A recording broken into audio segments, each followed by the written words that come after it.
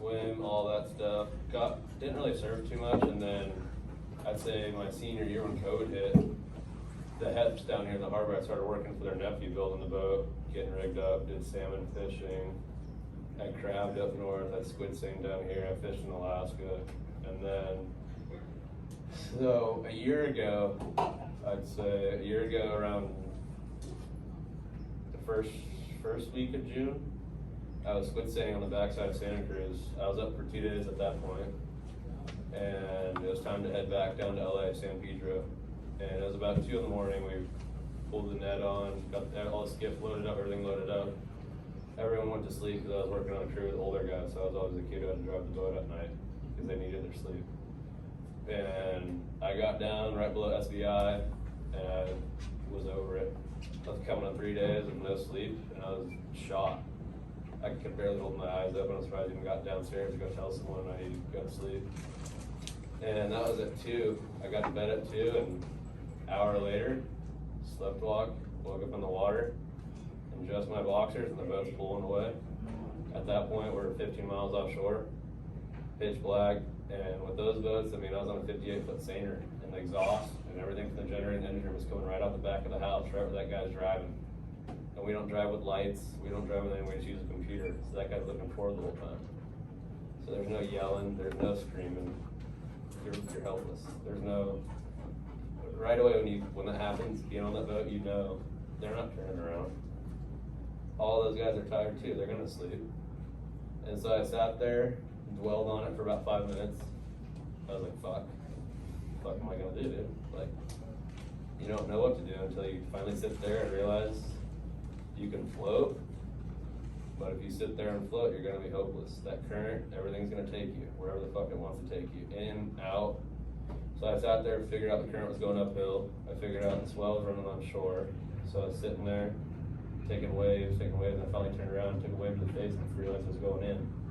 And so I just started swimming. And I'd stop, swam. When I got tired, I did backstroke, got a breath, flipped back on my stomach, but made it into the shipping lane about 6 hours into my swim. Didn't see land at all. Saw land the last hour, and that's when I was in the shipping lane. I swam, I was coming up on the shipping lane on the outbound lane. The ship's going south. I saw all the ships, so I swam as hard as I could to get to him. Got right up next to him, about 300 yards away from him. He blew right past me, and I saw one on the inside. Swam a mile into the inside, saw him. He blew right past me. And I saw another one on the outside, swam back out to him. He blew right past me. And then I came back in again, saw another one, got real set up, real good with him. He blew right past me. And that's when I sat there, I was like, fuck, what am I gonna do? And that's when I looked down for another one coming up that had no cargo on it. There's nothing on the ship. I was like, that's my best shot. And if he's not gonna see me, then I'm going to the beach. Like, I'm not gonna waste my fucking time. I want to get in before 10 o'clock at night. And at that point, I had another 8 miles. I already did 6. I was like, fuck. I know I'm not gonna die. So I set up real close, got about 20 yards off his bow, moved over a little bit, waved, acted like he didn't see me. And all of a sudden, right as I got behind the boat, he blew on his horn, pulled the boat out of gear, and then pulled it into reverse. And I was like, don't fucking do that, because I was right behind him. And then those are strong, they suck. Like those 3 ships that passed me, I was like mid-ship, and they're pulling so hard as props, you're just getting sucked like a lazy river, 10 knots right past them. You can't fight it, you just sit there and float. But when he put it in reverse, I was like, I got scared. But he ended up just pulling it in reverse so we could stop right away, and then he tried to swing a big turn. But by then, the helicopter came over my head. But the first helicopter went past me. They sent 2 helicopters and 2 speedboats to cover more area. The first helicopter went way past me. They were way out of picture. They thought I was way down by like Catalina down there. And then this one came out a little later, and once he saw the ship turning, they radioed to him or talking, I don't know, I haven't heard the radios or any of that stuff, but he circled over my head, and then the speedboat came up to the ship, and they all told him that way, and they came and picked me up and grabbed me.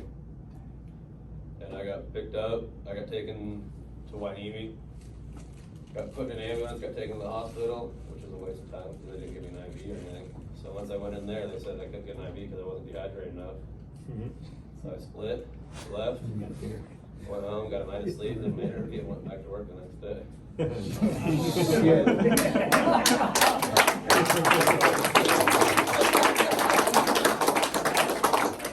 I told you it was an animal.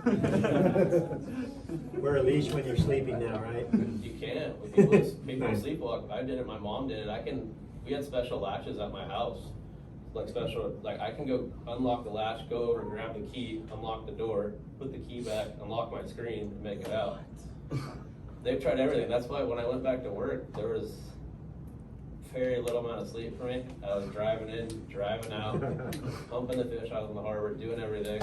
And when I did get to sleep, they made me sleep upstairs so someone could be like, yeah, fuck yes, all right. But yeah. So Dylan, when you fell overboard, where were you approximately? Were you somewhere between Kappa and Santa Barbara? Right below SBI. Okay, so you were I was way down there, yeah. Yeah. So why didn't they take you to Panimi when they picked you up? Because that's where the speedboats came out of. Oh, okay. Because LA was gonna send people, but where I'm at, San Pedro, the Coast Guard presence isn't very big. You would think it would be big. There's one little sector there. So in Wainimi, they have that big sector with all the naval ships and everyone, and so they had the most resources at the time, and so they just sent everyone. How close do you think you were from SBI?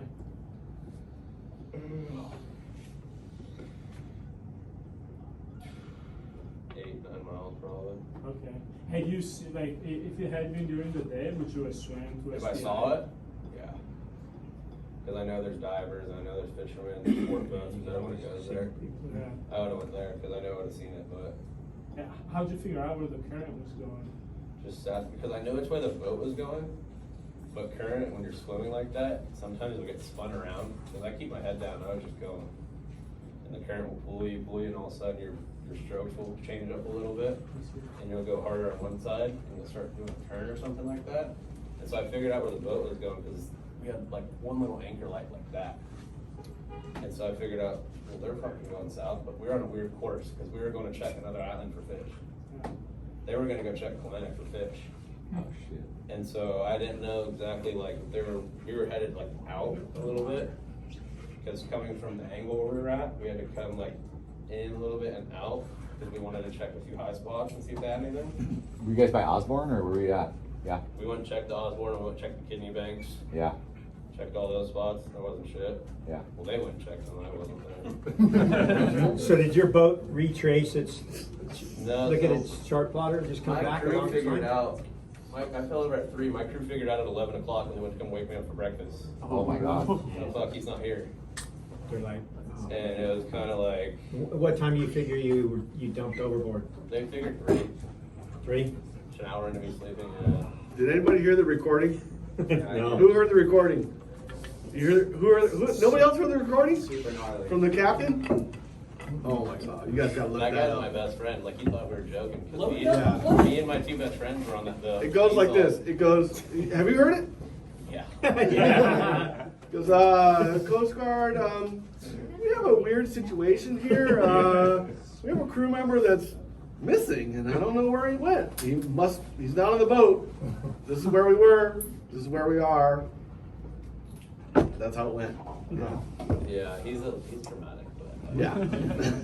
but he thought it was a joke, because I worked on that boat for 4 months, me, him, and another one of my best friends, just doing boat work, ripping that whole boat apart, rechanging everything, redoing the plumbing, redoing the electrical, all the everything, redoing nets, everything. And so he went to my friend and goes, "Is this a fucking joke? Like, where the fuck is he?" Dude, we checked everything. One of my buddies like, "Yeah, we haven't checked the refrigerator. It's not in there." Fuck, dude. And that's when he made the call. But once he made the call, they were about a mile away from going into the harbor, and that's when they called the Coast Guard.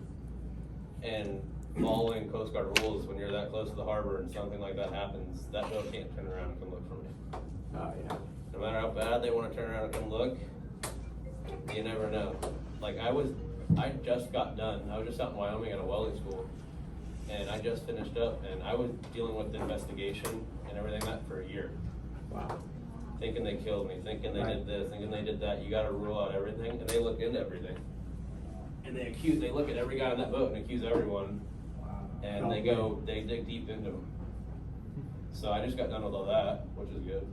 I was over that shit, but it was a long morning. That's least to say. What was the water thing? 58. How many guys were on the boat? About. My captain and 5 crew guys, me included. 58. We're all right up there in the front of the boat. One guy's driving, my captain's in his stateroom, which is right next door, but it's a 6-berth boat.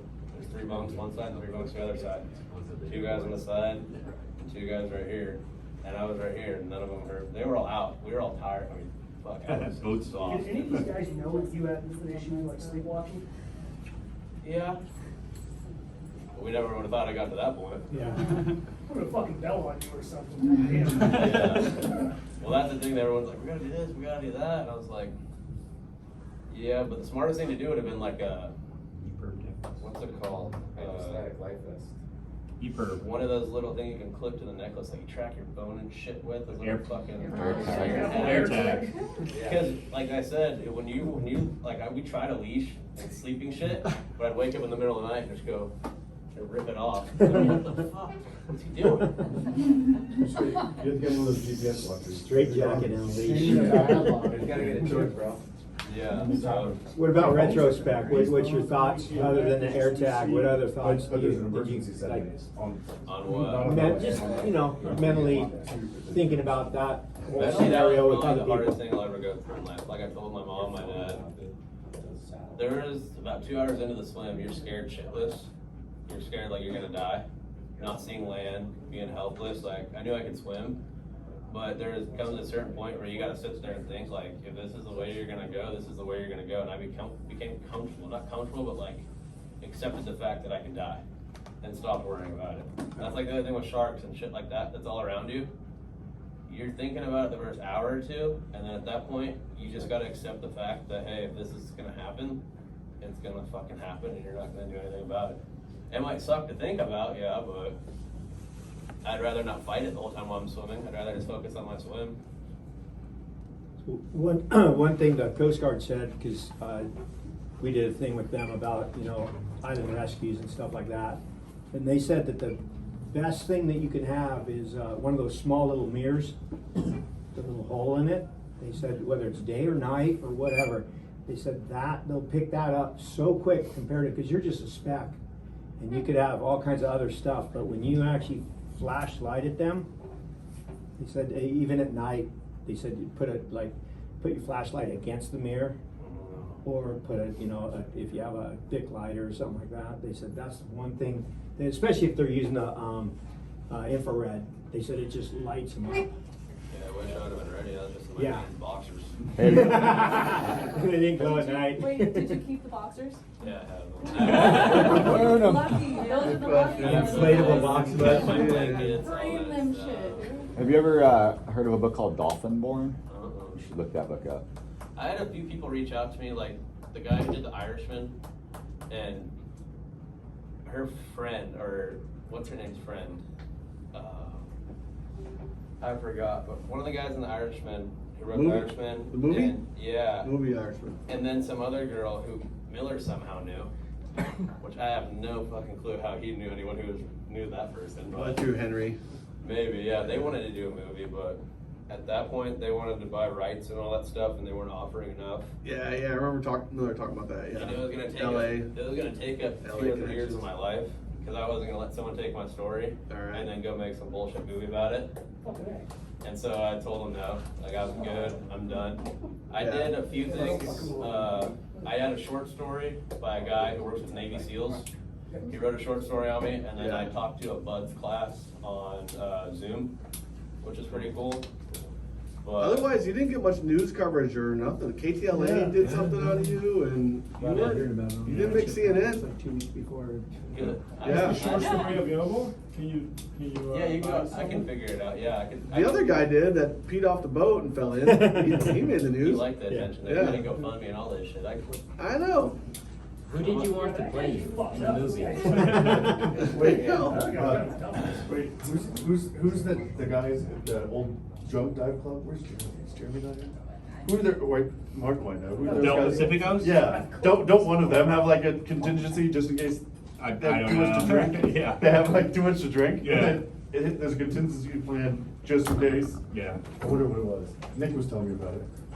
You should, We're a company boat, we're straight in this review. You should check out that book, Dolphinborn. It's by Carlos Isles. He wrote Last of the Blue Water Hunters, and it's about these two guys that are spearfishing off Cerralvo, by La Paz kind of, and they get separated, and one of the guys dies, but the other guy swims to Mazatlan across the Sea of Cortez. Wow. And it's about like the thought process and like and how what goes through your head, and it might be like interesting for you. Yeah, that's the thing, another thing, I mean, you don't know what it's like.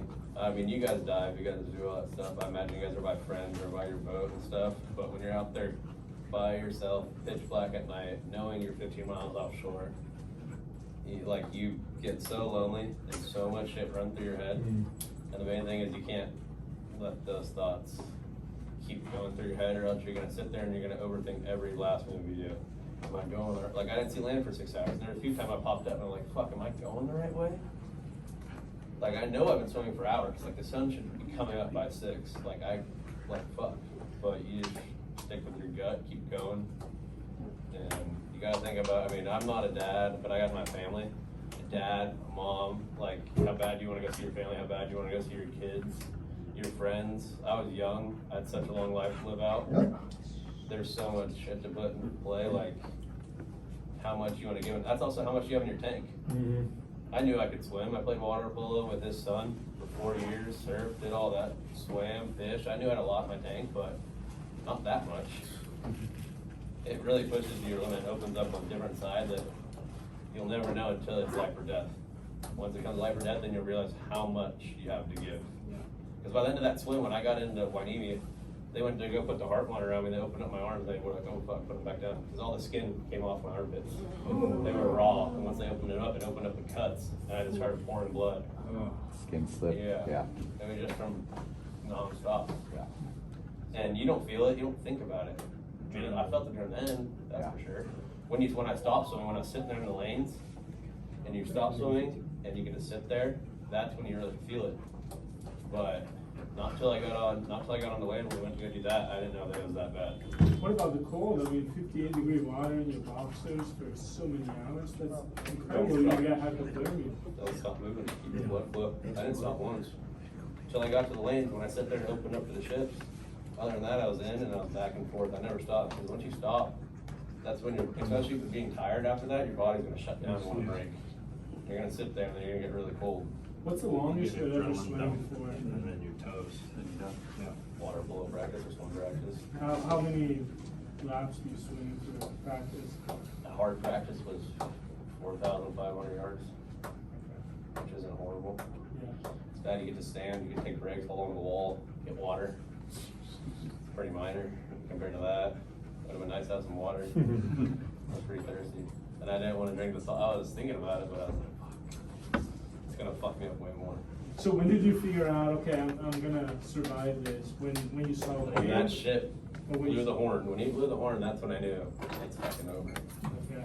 But what got you excited? Okay, I'm doing this. Like when you saw land, or when you started seeing boats? When I figured out which way to go.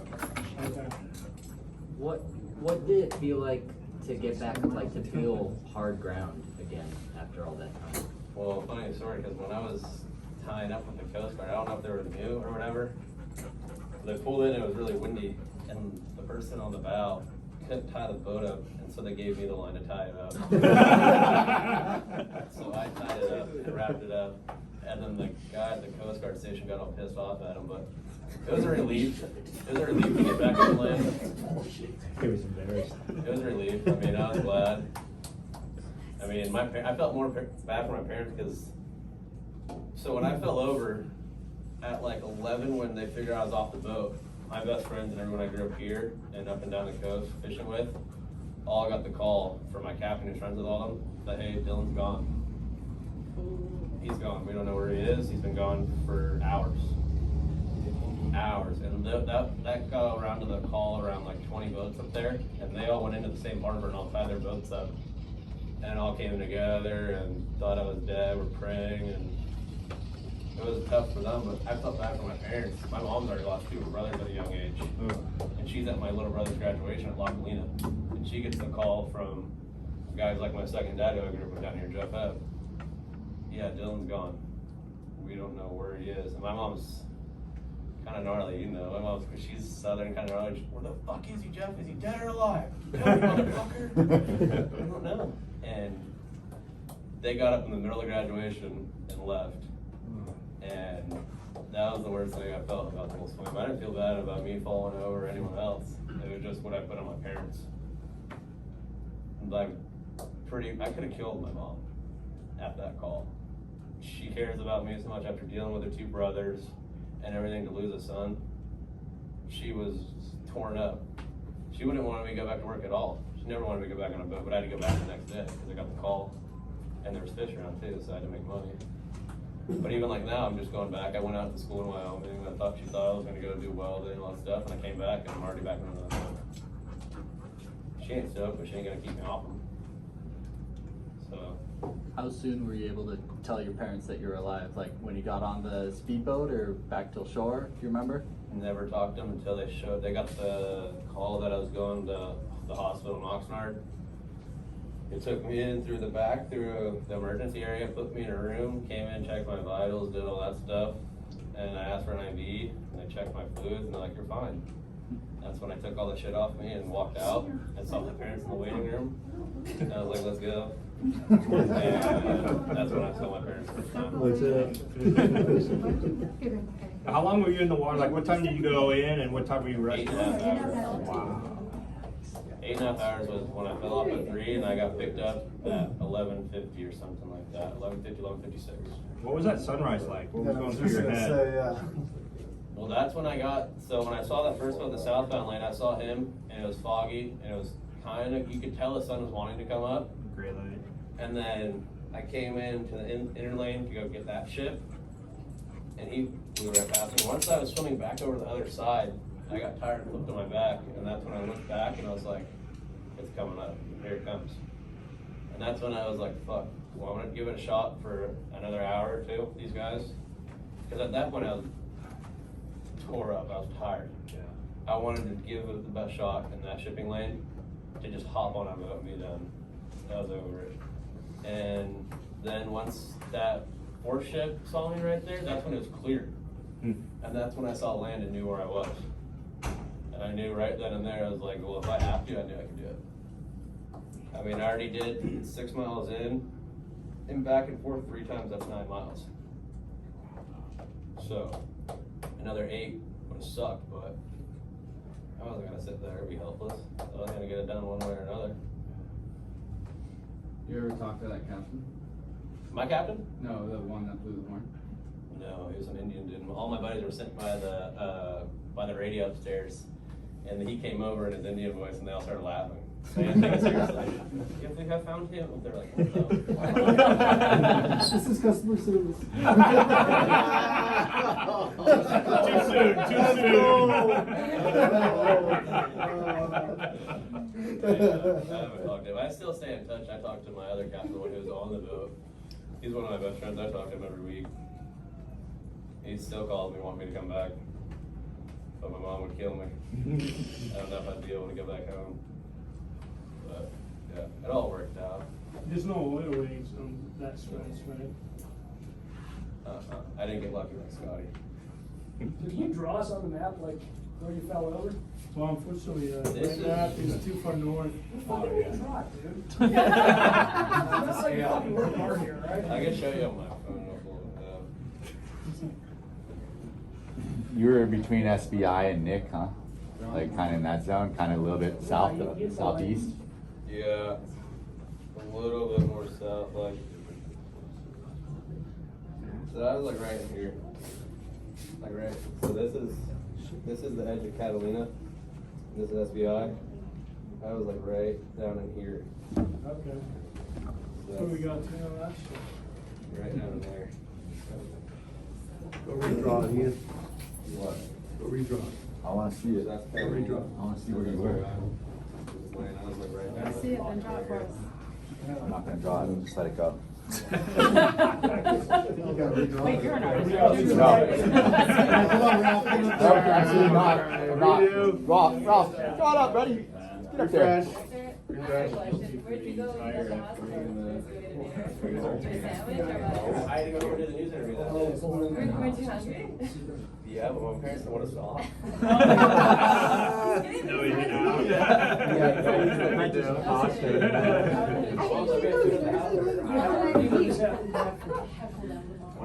I know, I'm gonna go down there tomorrow and be like, let me see the come on. What does that say, bro? Long Beach. Oh.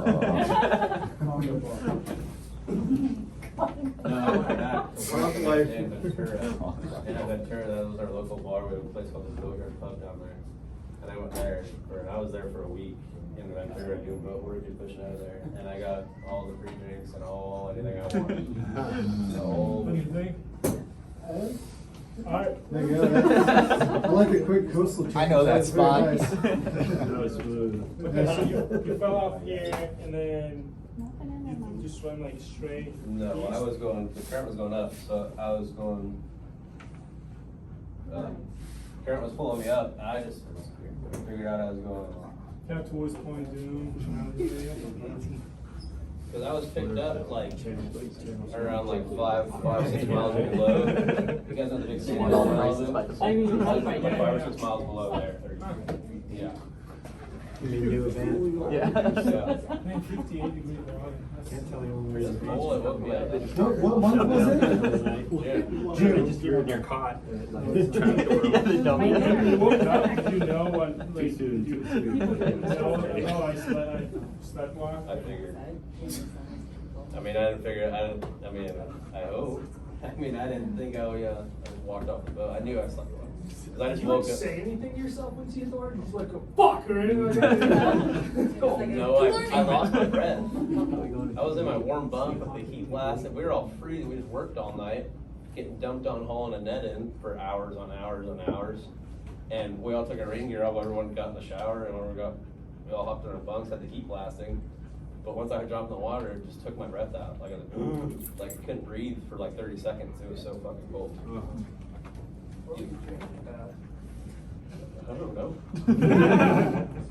I wasn't dreaming about anything. Fuck. I literally got to sleep at 2:10, fell off at 3. And that was after coming on 3 days of not sleeping. So I got 40 minutes of rest. So how hard was it to like position yourself without getting killed by the cargo ship? Hard. I mean, I do that on a boat with radar in the fog. It's like playing Frogger. You know, I don't have Doppler, Yeah. so I'm like, wait, am I steering towards it or away from it? Yeah, we got good at doing it on our boats because we got really good radars and all the really nice computer systems, but it's so much different. On a boat at night, our boat's slow, you just gotta time it, shoot the gap, whatever, but with those boats, like I said, once you get so close to them, their propellers are so fucking big, and they're gonna suck anything within 15 to 20 yards right to it.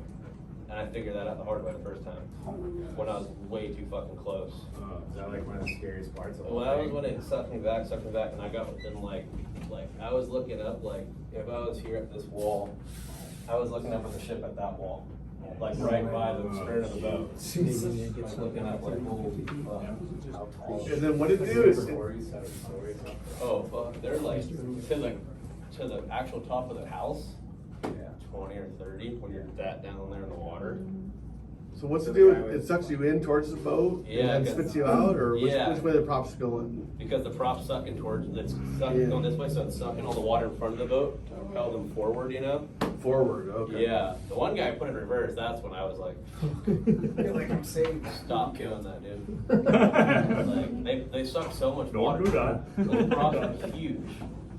And they suck so much water, it's so strong. And it seems, then they go fast too, like out there. They're not going 6 knots. No. They're traveling like 10, 11 knots, comfortable going. I thought more, I thought 20, 25. Yeah.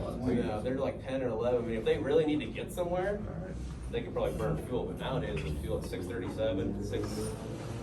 I mean, those tanks, I don't even want to know what the fuel bill is. We got a speed limit around to the channel, right? They throttle at 10, can't go more than 10, and outside you could run faster. Probably, I have no idea. About that. How low were the rails on the boat you fell off? Oh, they're high. They're high, so you climbed. I probably, You we climbed wanted in the to middle of the see, night. because we had cameras. They're not like high, they're like Right, but they're not neat, they're not bloated. No. So you actually gotta lift. We think I was just going, and it's flipped over. Okay. But the thing is when I got on that boat, we had cameras. We had one on the deck, on one side, one on the deck on the other side, and then down in the engine rooms to check all of our pumps and everything. Yeah. But we wanted to put in another fish finder, so we ripped the cameras out. I was gonna say, well, you walk through the So blind spot of the we one could have camera. had the video, but Yeah.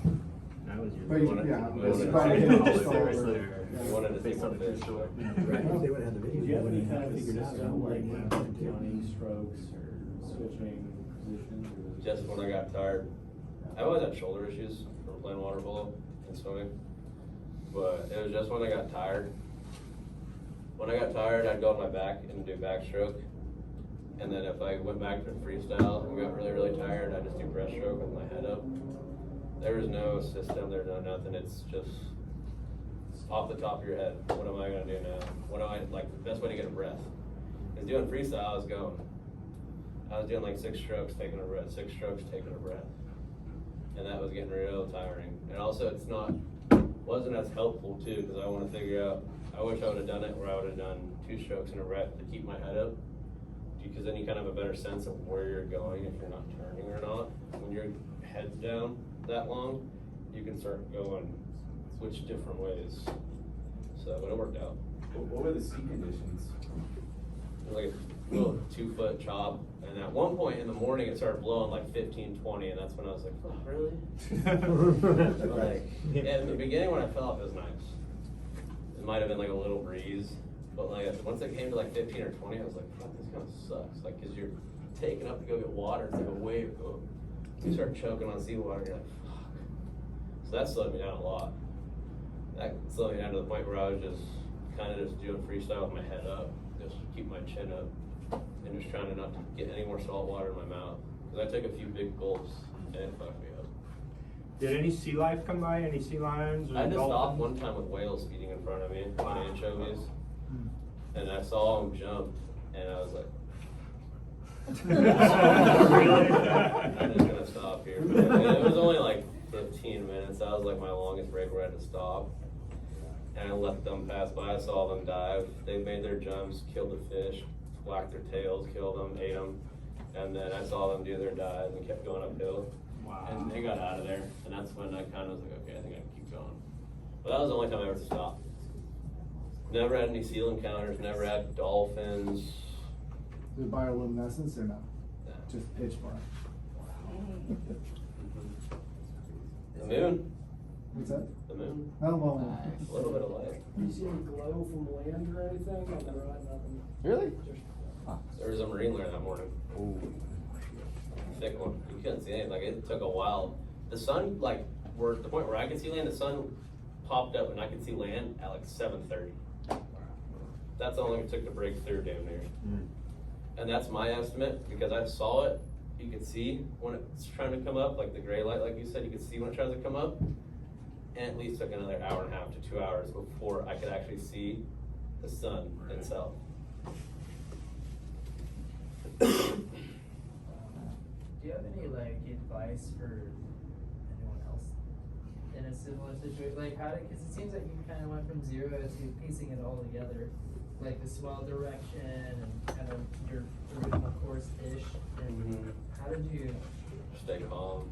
I panicked. Everyone's like, how do you panic? Oh, I fucking panicked. No, not panicking when you fall off a boat that far in the middle of the night.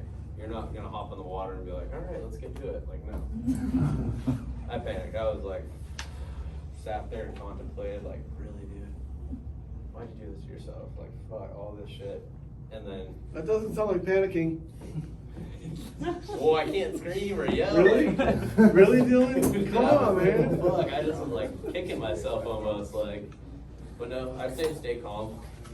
You gotta stay calm. Sit there, address all your surroundings. But like, how did it, I don't know if you remember, it might be a bit blurry, but like, I how did you remember it all. realize, like, oh wait, the swell's going that way, oh, land is going that way, oh, Being on the boat was going boat for south and stuff. so long. I was on the boat leading up to that point, going from NorCal to Alaska to out of here to another boat in Northern California and then to down there. I mean, I sold my car and I spent all of probably, in those 3 years, 6 months on land. I wasn't really on land. I was on land when we had to do gear work or get fish off or go to the grocery store. Other than that, I wasn't on land. Or I had the weekends off for squid fishing, which the weekend was come in Friday night, get your fish off, go out Saturday, you have Saturday, and then you're leaving 5 a.m. in the morning Sunday. You get a day. You do laundry and shit like that. Fun stuff. But yeah, just being overtime, figuring out conditions. And especially being down there, I went back and forth from LA to up here so many times on that boat. Those boats are never stopping, those squid boats. You'll travel. I mean, one night I remember I came up here, did a loop around Santa Cruz, then did a loop around Rosa, and then we got a call to go to San Clemente Island. So we turned around, drove all the way back down to San Clemente Island. And then we circle San Clemente Island and there's no fish. And then we finally get the call to go to Eagles Rock, which is on the west end of Catalina. So we left the harbor down there at like 10, 11 in the morning, blasted up there because we heard the fish, burning fuel. We were burning fuel. That boat, when we were burning fuel, we were burning like 25 an hour. And so we're burning, circle, nothing implemented, and finally got up to Eagles Rock, made one set, and caught 80 tons of squid in one set, which made it worth it, but not the fuel bill, didn't make shit. But going off the thing, just being out in the ocean, just looking at the conditions, being out there figuring shit out. I mean, I spent so much time just looking at everything. I always drove all the time on all the boats I worked on. So I was always seeing which way the swell was going, and you can tell in a boat, on those big boats, if you're going with the current or not going with the current. Because you see how fast you're going, you can tell, oh, my boat should normally be going 6.5 knots.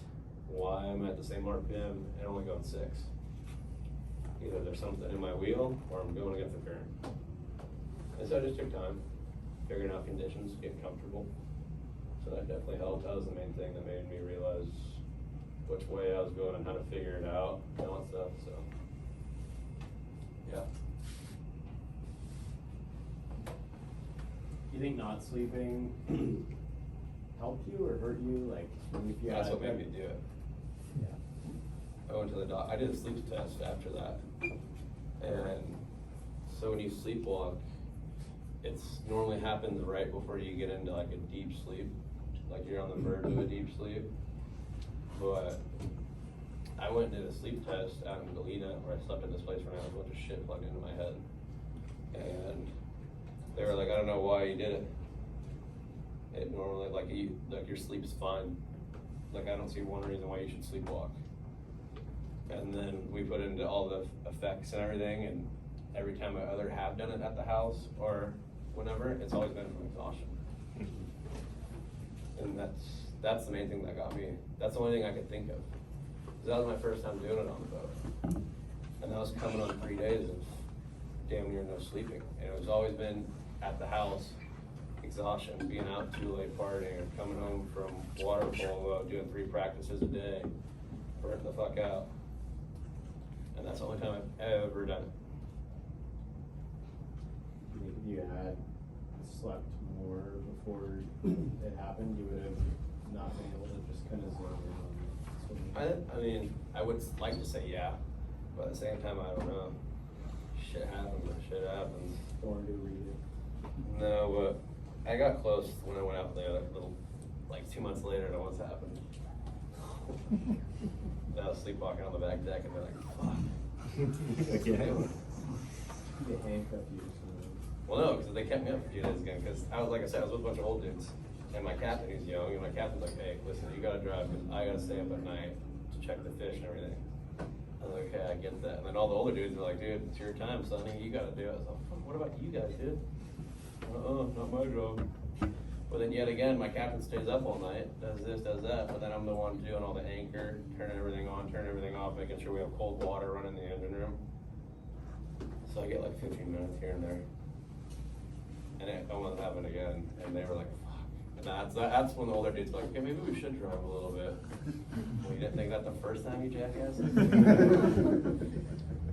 Was it hard getting back on the boat? No. Just going back to work. That's all I knew. Yeah. I mean, I did landscaping for a month, but that wasn't for me. And so I didn't really, they called me after I did my interview. I did my interview at like 4, and then he called me at 6.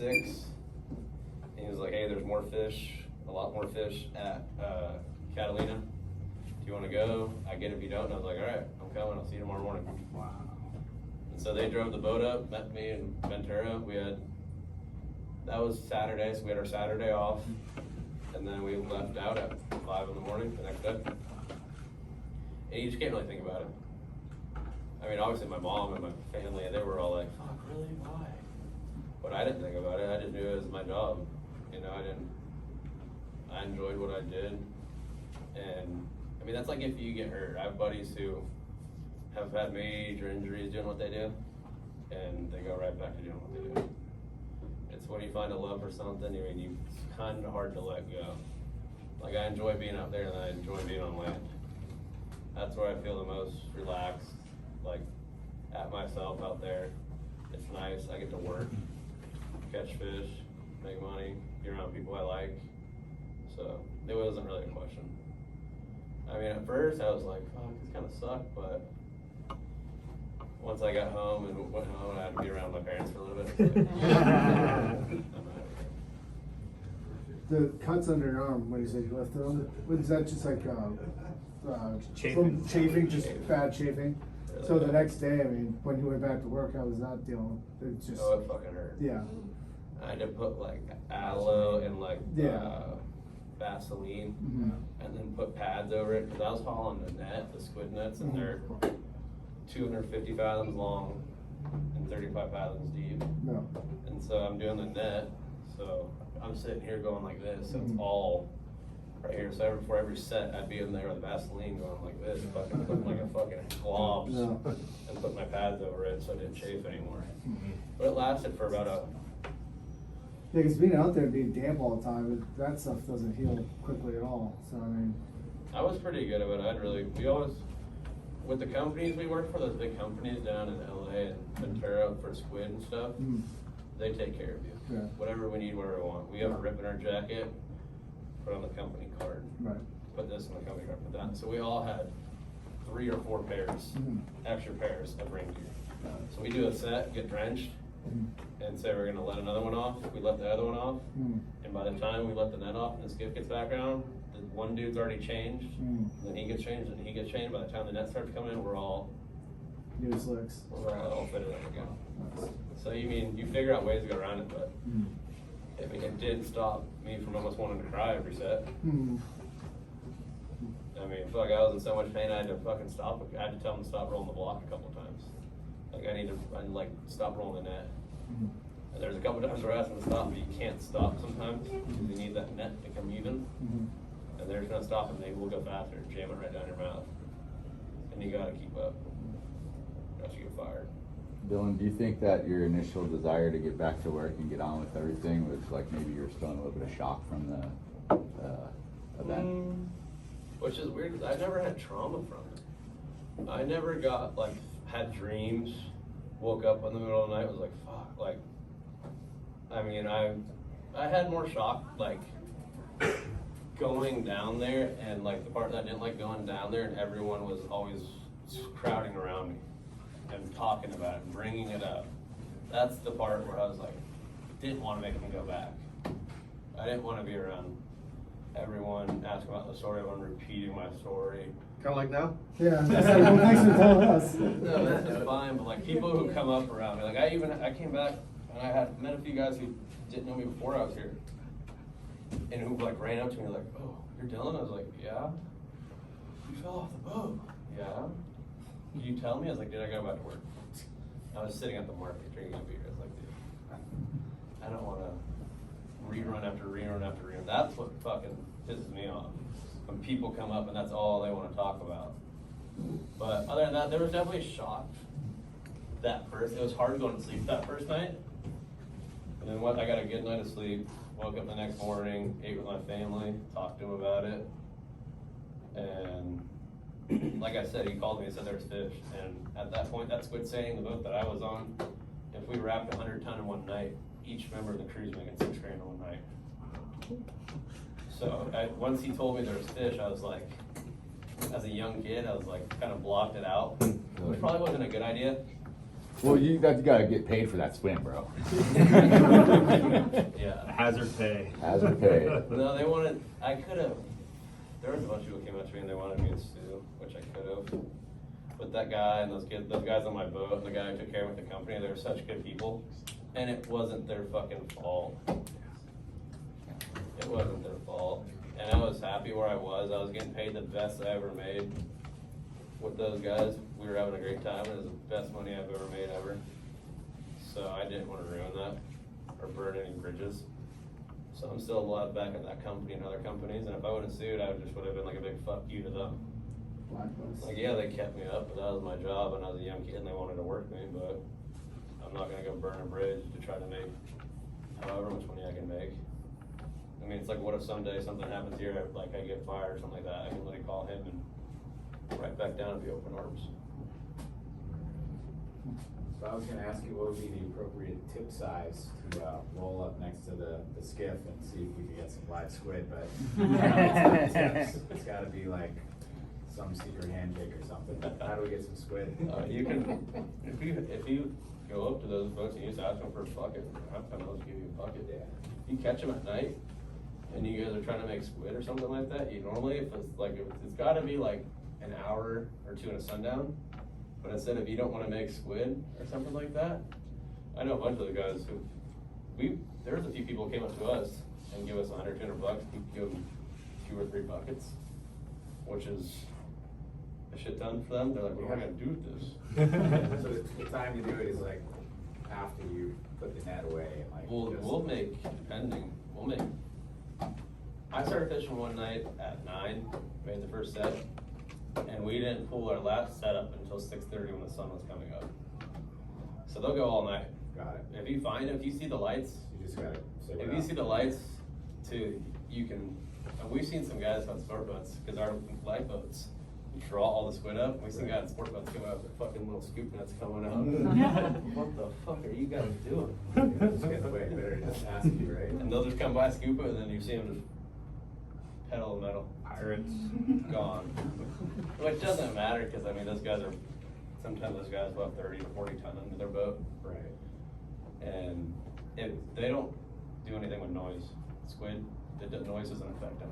Like we use seal bombs, little sticks of TNT when seals come around, and dolphins, because they'll blow through and ruin everything. So you just throw a little stick of TNT right behind the boat, and it pops off underwater, and it just scares the dolphins and seals away, and they don't come back.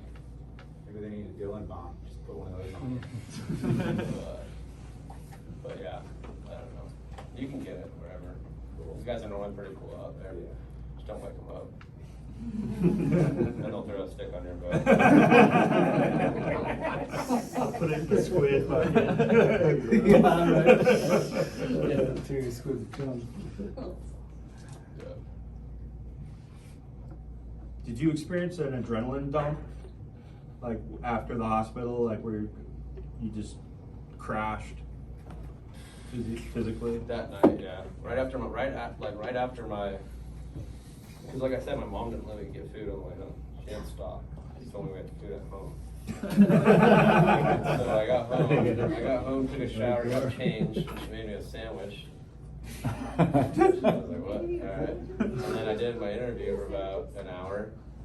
And I was at 4 o'clock, and I was in bed, passed out at 5:36. Yeah.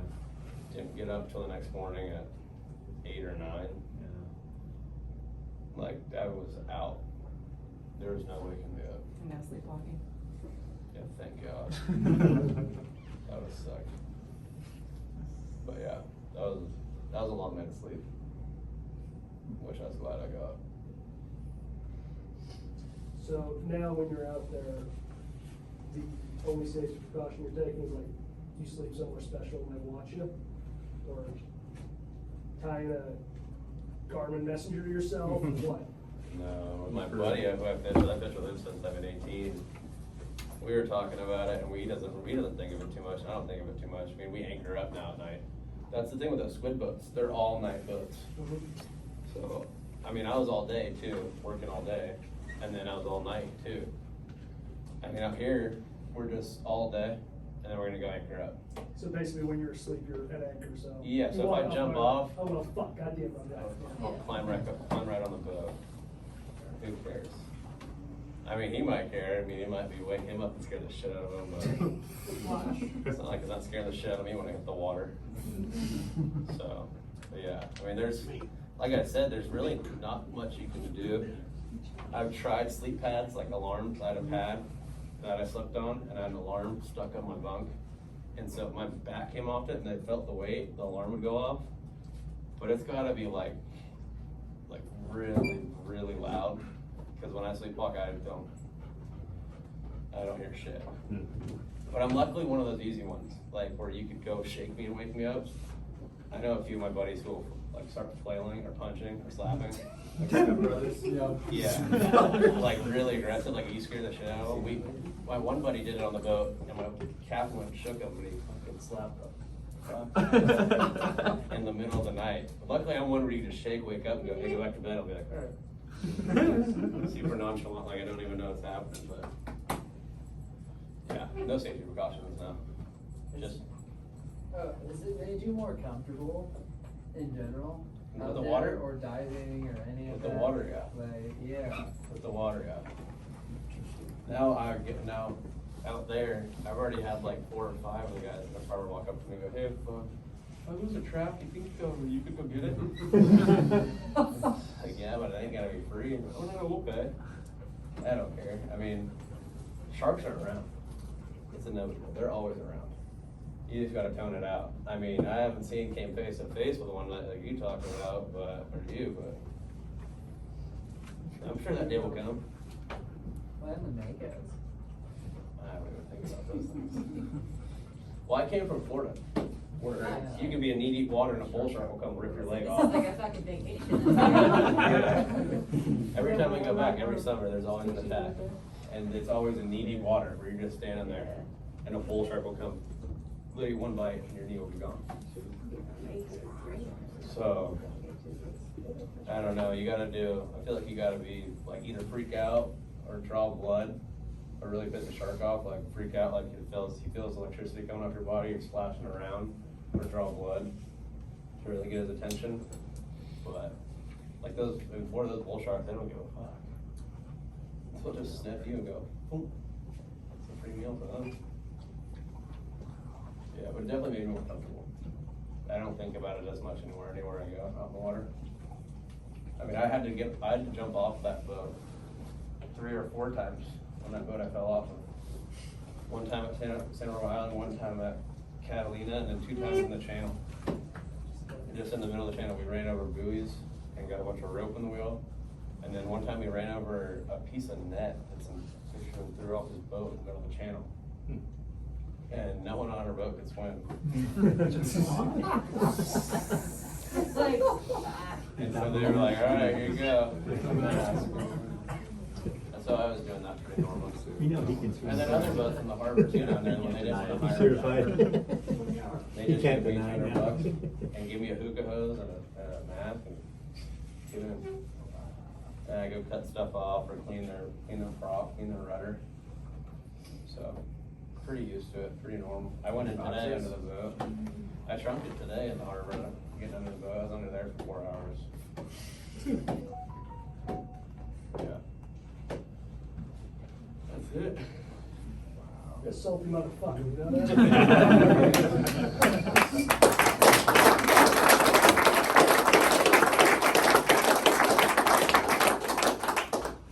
Thank you. Yeah, Thank you no so problem. much.